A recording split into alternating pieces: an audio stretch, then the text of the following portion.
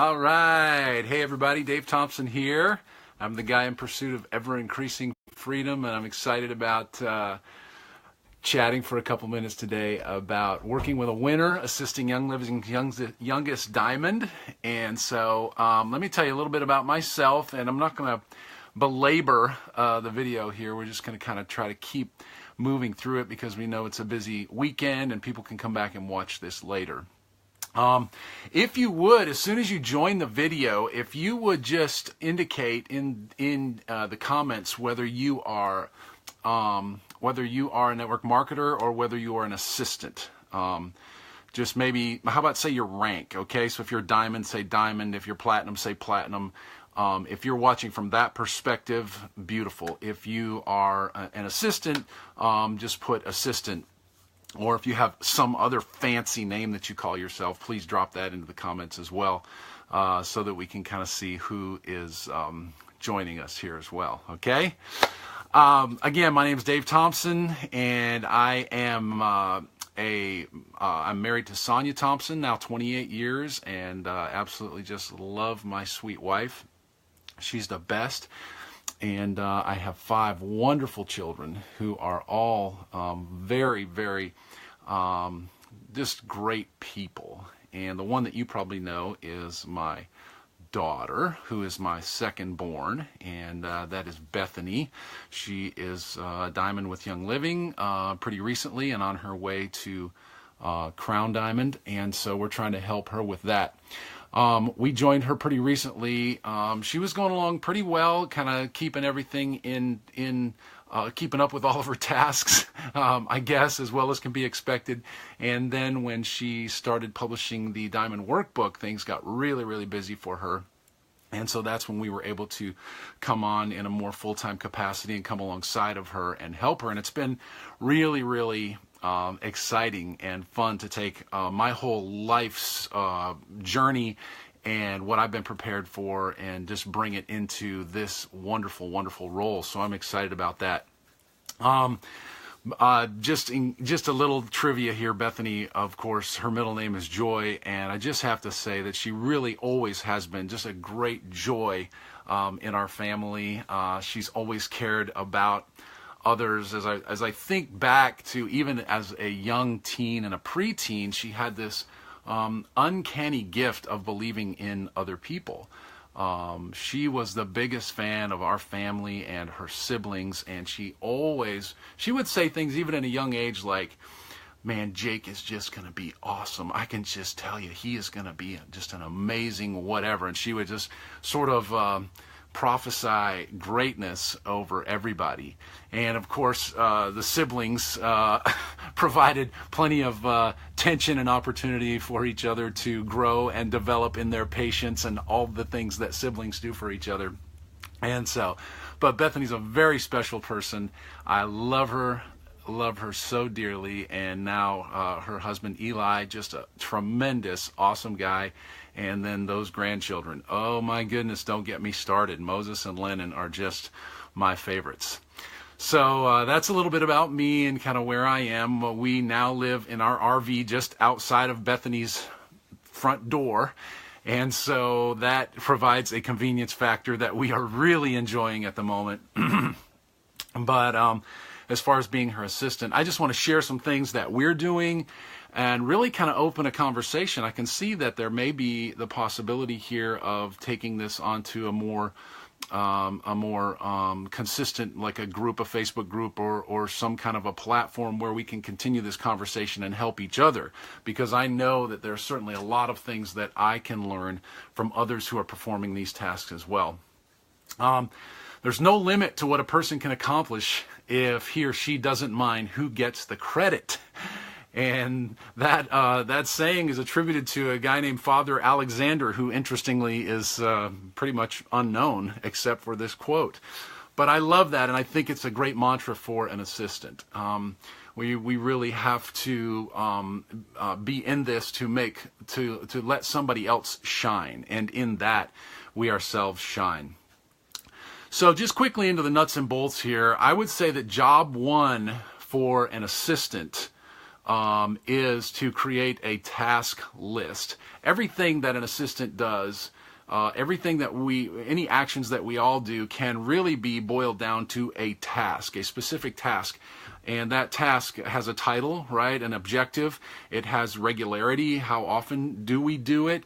And then it also has, what are the steps, the most efficient steps to perform that task. So I say create a task list. This is the first job for an assistant. Either write it out together, or maybe you're a diamond and you're busy and you're very red and you just don't feel like you could sit down and make a list. Then just text your assistant anytime it comes to mind. We need to do this. We need to do this. This is what Bethany and I do. She'll text me, remind me of this. We need to do this. And a lot of this stuff is just dreams and whatever. I just take it, I consolidate it, put it into a list, and then I can come back to that and see when I should bring it up to her. Or if, a lot of times it's still cooking, right? In her mind, it's like something that's in the oven and it's not done yet, but she doesn't want to lose it. So being able to pass that on to me allows me to have that ability to help her that way. I'm going to come back and look at these comments too. This is so cool being able to do this. If you forgive me, I have to kind of look through the bottom part of my glasses to see the notes here. Oh, very good, very good. All right. Dads and daughters in business. Absolutely. Here, Eric, and thank you for your question. I'm going to get to, I've got that here in my notes as I come to it. But moving quickly ahead, job one, create that task list, okay?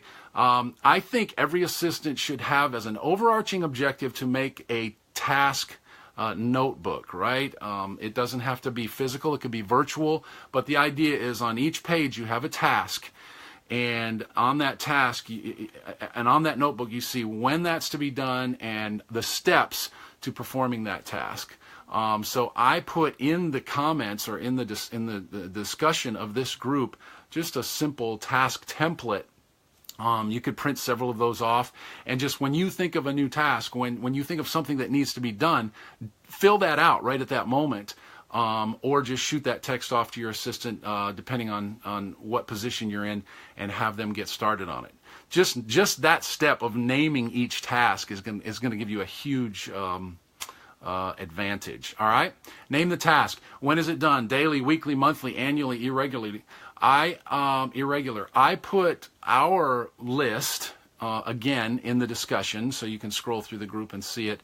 And it's not rocket science. It's just some really common tasks that an assistant can take from a network marketing professional and really enable that professional to focus on the things that are really important, the things that have a great return on investment, the things that that you can do so well that so many people can't do, which is that connection piece, which is that investing in people and just giving your energy into those items. So that's what we want to do as assistants, is open you up and free you up to be able to do that.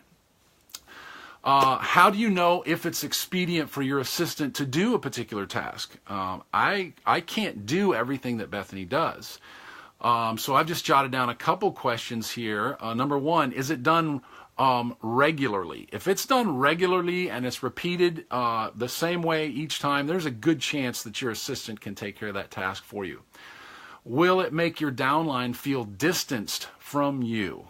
Then you need to think twice about having an assistant do that, because remember, this business was built person to person, right? You connecting with individuals and building belief in them. And if all of a sudden now there is a person, an assistant between you and them, that's going to be challenging to maintain.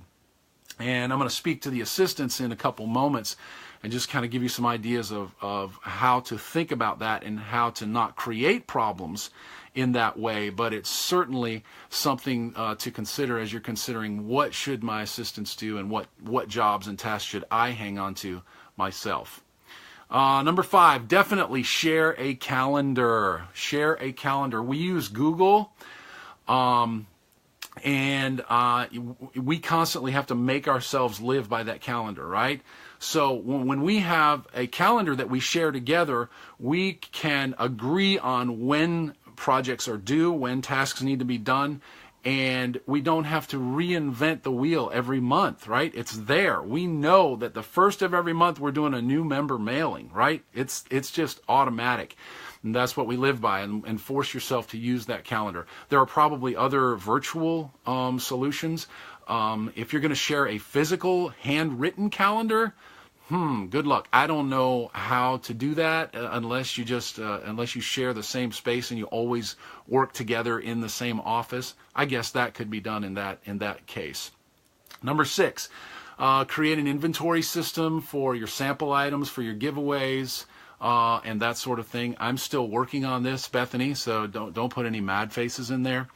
But this is something that has to be done. I use ShipStation, which is one of my favorite tools for helping me get shipping done, but it also has an inventory feature so that we know if we have the Aria diffuser on the shelf that we've promised for a giveaway. We know that we have this oil or that oil that we need to keep up with, some of the sample products. We know that we have the books for our rank advancement mailings and so forth. And we get some notifications so that we can order those products again so that we have them when we need them. So create an inventory system. Number 7, some of my favorite tools, and I just put some pictures. I just did some screenshots in the group, in this event, and put them in the discussion of my favorite tools. So let me just walk through these. Google, I love Google, love Google. Google Calendar is just crazy easy to use and very, very effective. It can sync with your iPhone, it can sync with your Android, it syncs with Mac. It's so flexible and allows so many so much ease of operation. I just love it. Google also has a program called Keep, Keep. Google Keep is a notes feature, and I love the check boxes so you can check stuff off. But the cool thing about that is you can share these lists. So Bethany and I have several lists that we share. One of them is her to-do list, right? So I can add something to her to-do list. I can also go look at her to-do list and know what's on her mind and what she might need help with, and I can be aware of what's going on. Let's see. Text replacement keyboard. Absolutely love the text replacement keyboard. I know how to do it on iPhone. I know how to do it on Chrome. I took a picture of that application or extension, I think it's called, and absolutely love that. I'll tell you how I use that. Any email communication that I have to send over and over and over again, I just put it in text replacement. So I'm like, let's say this Bethany's magazine download. A lot of times she wants me to share it with somebody and give that to them. Well, instead of going and trying to find that link all the time, I just open the email and I type the letter M, the @ sign, and G. So it's kind of like short for magazine. And automatically the link for her magazine pops up because I've put that into my text replacement keyboard. Just saves a lot of time. I love it. I mentioned ShipStation. It is a shipping software. It's like a monthly fee. It's not that expensive. A little bit of a learning curve, learning how to use it.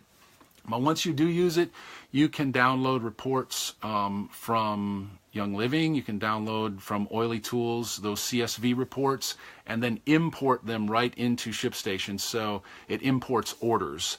So when Bethany has me do a mailing of 300 or 400 pieces, it's really just a few minutes to import that CSV into ShipStation. The orders are there.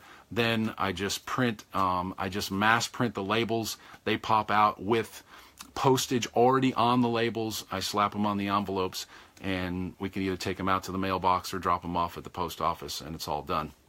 Those are some of my favorites there. All right, let me just, let's look here. Let's see, text replacement. Where do we find text replacement feature? Great question. Go to the, search for an extension on Chrome if you use the Chrome browser. But just take a look at that screenshot that I gave you, and you'll probably be able to see exactly what it's called. Let's see, I've got mine right here. And it is called Auto Text Expander. Auto Text Expander. And then on iPhone, it's a different story, and I might have to do a different, maybe a little training on how to set that up, but it's really, really simple on iPhone, as you might imagine. All right, number 8, just some specific thoughts for assistance right now. Be sensitive when you ask questions and bring up concerns. Definitely try not to take your diamond, your network marketing professional out of their groove. So, questions occur to us at all kinds of times through the day, and if we're just bombarding them with questions willy-nilly, you're taking them out of their groove, and we don't want to do that. So be sensitive about that. Try to bring your questions to a pre-planned meeting. And as far as meetings, have an agenda for that meeting with specific questions. Be prepared. Make notes for yourself so you can keep the flow of the meeting going. Let me tell you something. These wonderful, amazing human beings who become network marketing professionals and successful, they get nervous if 10 seconds pass and they haven't accomplished something. They start shaking on the inside. You and I, we don't do that. We like to sit down and calmly approach our task and get everything lined out and have the paper clips all lined up, and that really floats our boat. To them, they just want something happening at all times. So make sure that you make that possible by having an agenda with your questions all lined out so you can go right into it. Along with that, embrace the chaotic nature of dreamers and visionaries like these people that we work for and work with. They thrive in chaos many times. They thrive in what we would consider to be chaos. They love the excitement of not knowing exactly what's going to happen. So realize the tension between our personalities and embrace that. It's exciting if you think about it. It just adds tons of excitement. The same emotion that you feel when you're nervous or scared, or you feel like there's some change coming in your life, the same emotion, the same chemical is in your body equals excitement. And so just say to yourself, I'm excited about this. I'm not nervous. They're not making me crazy. And embrace that chaos. This is where the magic is. They don't wait until every detail is figured out about before talking about it. They don't wait until every detail is lined out before getting excited about it, announcing it, and yes, even launching it, because they're excited. And may I say, that's a clue to a success clue right there. They don't wait. They get going. Assistants, you are responsible for the energy that you bring with you into the room. All right, this is really basic, but make sure you have your stuff together personally. There's no reason you can't be energized all the time. There's no reason that you can't be positive all the time. Even you can be positive and energetic all the time. The people that you work for are people specialists, and they will stop what they're doing to help raise you up. That's just who they are. But remember, when they're doing that, they're not doing an income-producing activity, and they're not moving their business forward, and that's what we want them to do. So make sure that you have yourself together, have your own personal development objectives and programs, and make sure that you're always doing something to move yourself forward and grow yourself. That's very, very important. Moving on, organizing tasks. This is a kind of a general rule. Try to touch things as few times as possible, right? That's a good process. Try to, don't have a process where you have to move things 3 or 4 times. If you know eventually that it's got to go to the post office, then let's just start. Let's give it a position near the door somewhere where you don't have to move it again. Put it there so that then it can just go out. Maybe a bad example, but I think you get the idea. Make your processes monkey-proof. We want to make them so easy that even a monkey could do this task. So the person who takes this task, the next person that takes this task has some kind of a roadmap. That's why I refer to a task list and the how. What are the steps to do that? So that you don't have to clog your brain up with the how. That's on a piece of paper or it's on a calendar somewhere. All you have to do is decide that, work on it one time, and then it's done. I mentioned this a little bit before. This business was probably built person to person, right? The successful person that you're working for most likely built their business person to person, one-on-one, just belly to belly, making people feel amazing by recognizing them and noticing them. And so make sure then that that getting tasks done, just getting tasks done, check, is not enough. There needs to have that personal touch. So if you're given the responsibility of communicating with downline or communicating with people that have a relationship with your network marketing professional, your diamond, or whatever it is you're working for, make sure that you keep that personal touch and try not to interrupt that personal connection between you and your downline. That's a delicate balance and something that we'll all learn more as we go along, but it does need to happen. Let that relationship always be investing in the relationship that your diamond, your network marketing professional has with their people. All right, let me mention some things to diamonds here if you're still with us. You already have processes. And a lot of people are surprised by this when I say, yeah, you already have processes. And they say, oh, no, I don't. I just do stuff when I think of it. And I do it differently every time. Well, you have processes, but a good assistant will recognize the steps that you're taking, and they will regulate them. In other words, they'll say, okay, this would be best done first, second, third, fourth, fifth, and then boom, that accomplishes all the objectives. So that's a good assistant, somebody who can recognize that and put it down on paper and then just replicate it over and over. There's probably a lot more that can be handed on to assistants than you think. We tend to think that we have to touch everything, but I would challenge you to think really hard about those tasks and say, do I have to do that, or could I let somebody else? Or maybe there's 10 steps and I only need to do one of those steps. Really, that's all I need to do. Then you can set up your task list that way. All right. Be free with telling your assistant why you do what you do. All right. Your assistant is building a mental file of how to represent you. In addition to rote tasks, they can grow to a place of speaking effectively as you and for you. So they need to know the why behind what you want them to do. Now that takes a little extra time on the front end, right? Because you may have to explain that a few times, right? Bethany, you can tell everybody how many times you had to explain to me how we set up events and why we do it from your, let me think about this, why we do it as a public event from your personal page. You're going to have to tell me again. I still don't remember. Anyway, it takes a little extra time, but then we can replicate it going forward. Think of your assistant as a residual investment, just like this wonderful comp plan that Young Living has is residual income, right? So you do work one time, you get paid for it multiple times. That's what an assistant is. You do the work of nailing down these tasks one time, right? And then once they're on paper, you get paid on that over and over and over again because you don't ever have to think about that again, at least not at the level that you had to the first time. All right. Questions. Eric, thank you so much. Eric Walton for asking the question about metrics. So the metrics that I see Bethany looking at, and I think that's your question, she is very tuned into team emotion / leader attitude. And that's kind of a little bit intangible, right? So she's just good at that. But then she definitely keeps up with things like enrollments. I know she's very interested in first-time enrollers right now, because that's huge. People who've enrolled somebody for the first time, OGV, specific leg volume, all that.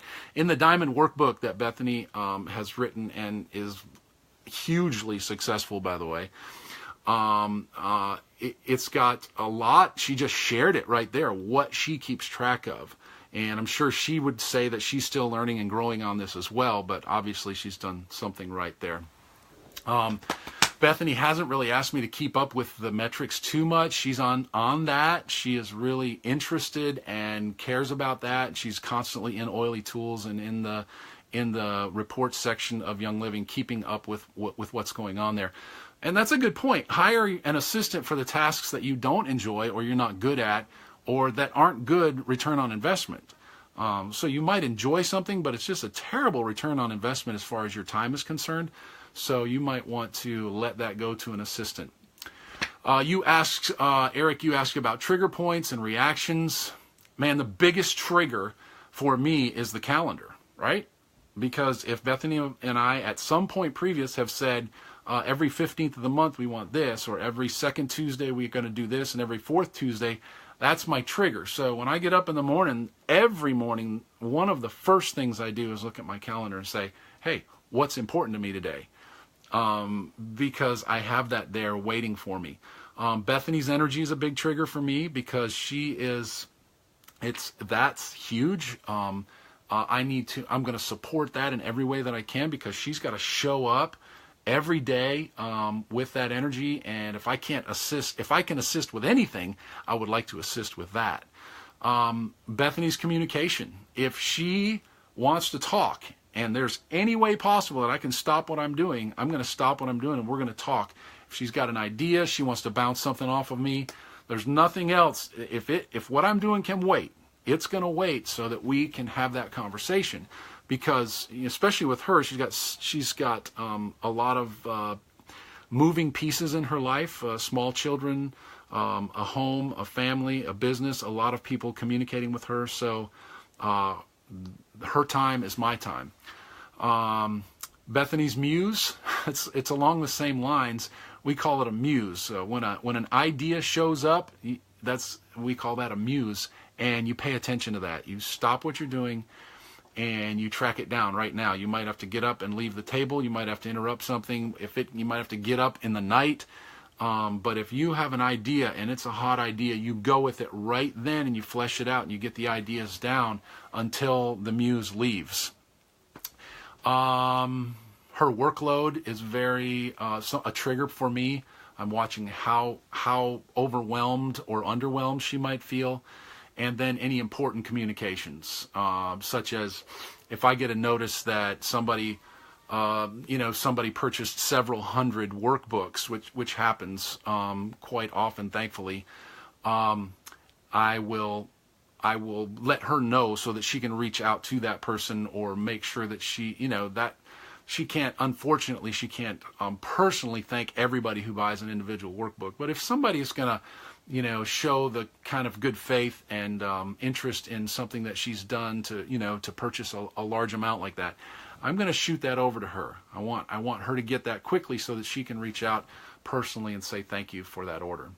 All right, let me hop over here and see if there are any questions that I can answer. That's kind of what I had for you.